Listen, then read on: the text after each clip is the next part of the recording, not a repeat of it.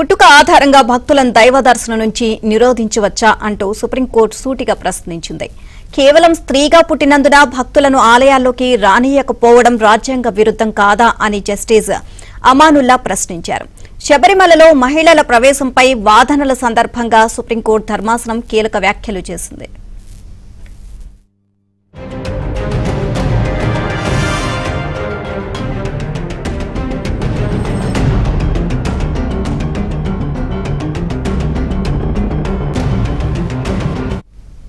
ఇదే అంశానికి సంబంధించి మరిన్ని అప్డేట్స్ మా ఢిల్లీ బ్యూరో చీఫ్ కృష్ణని అడిగి తెలుసుకుందాం. కృష్ణ, శబరిమలలో మహిళల ప్రవేశానికి సంబంధించి వాదనల సందర్భంగా సుప్రీంకోర్టు ధర్మాసనం కీలక వ్యాఖ్యలు చేసింది. ఓవరాల్ గా అప్డేట్స్ ఏంటి? 2018లో 5 న్యాయమూర్తుల ధర్మాసనం శబరిమల ఆలయంలోకి అన్ని వయసుల మహిళలకు ప్రవేశం కల్పిస్తూ తీర్పిచ్చింది.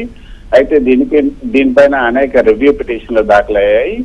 ఈ వివాదాన్ని పరిష్కరించే క్రమంలోనే మతపరమైనటువంటి స్వేచ్ఛకు సంబంధించిన లోతైన రాజ్యాంగ ప్రశ్నలను తేల్చడానికి ఈ కేసును 9 మంది న్యాయమూర్తుల విస్తృత ధర్మాసనానికి అంటే 98 కాన్స్టిట్యూషన్ బెంచ్ కి బదిలీ చేశారు. అయితే ఈ రోజు వరుసగా 6వ రోజు దీనిపైన విచారణ జరుగుతుంది. ఈ సందర్భంగా కొన్ని ప్రశ్నలు అయితే ధర్మాసనం లేవనెత్తింది. విచారణలో భాగంగా న్యాయమూర్తి అమానుల్లా ఒక కీలకమైనటువంటి ప్రశ్నలు లేవనెత్తారు. ఒక భక్తుడు కేవలం పుట్టుక కారణంగా అంటే స్త్రీగా పుట్టడం లేదా ఒక నిర్దిష్ట వర్గంలో పుట్టడం వల్ల దైవాన్ని తాకకుండా లేదా దర్శించుకోకుండా నిరోధించబడితే రాజ్యాంగం జోక్యం చేసుకోకూడదా అంటూ ప్రశ్నించారు. అయితే ఆలయ తంత్రి రాజీవ్ తంత్రి తరఫున వాదిస్తున్నటువంటి సీనియర్ అడ్వకేట్ వివి గిరి దీనికి సమాధానం ఇస్తూ ఆర్టికల్ 25 ప్రకారం లభించే మత స్వేచ్ఛ అనేది ఆయా దేవతకు ఉన్నటువంటి ప్రత్యేక లక్షణాలు అదేవిధంగా ఆచారాలకు అనుగుణంగానే ఉండాలని వాదించారు. శబరిమల అయ్యప్ప స్వామి నైతిక బ్రహ్మచారి కాబట్టి ఆ ఆచారం పుట్టుకతో కూడినటువంటి వివక్ష కాదు అని వాదించారు. అయితే నీలిమా, ఈ 9 మంది న్యాయమూర్తుల ధర్మాసనం కేవలం శబరిమల గురించి మాత్రమే కాకుండా దేశంలోని అన్ని మతాల ఆచారాలపై ప్రభావం చూపే కొన్ని కీలక ప్రశ్నలను పరిశీలిస్తోంది.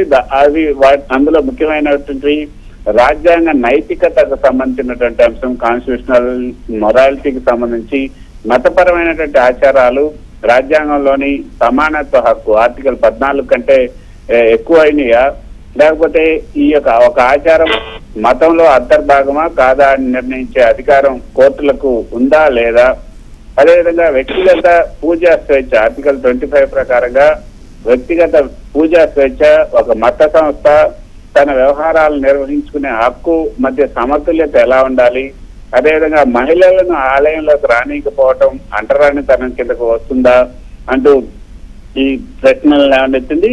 అయితే దీనికి సంబంధించి కొంత ఏదైతే మతపరమైనటువంటి ఆచారాల పేరుతో ప్రాథమిక హక్కులను కాలరాయవచ్చా, ఒకవేళ ఆచారాలు రాజ్యాంగ స్ఫూర్తికి విరుద్ధంగా ఉంటే కోర్టులు నిశ్శబ్దంగా ఉండాలా, ఈ ప్రశ్నలకు వచ్చే తీర్పు భారత రాజ్యాంగ చరిత్రలో ఒక మైలురాయిగా నిలిచే అవకాశం ఉంది. నీలిమ.